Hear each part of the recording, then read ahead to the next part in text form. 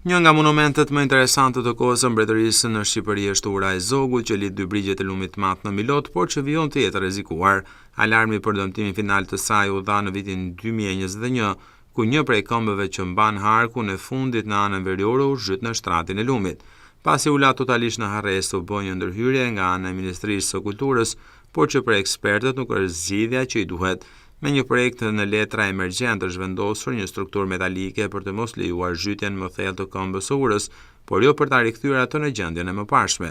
E teksa ka kaluar totalisht e jashtë vëmendjes së autoriteteve, rreziku vijon të jetë ende i lartë për të dëmtuar këtë vepër të veçantë sa historike ashtu edhe inxhinierike.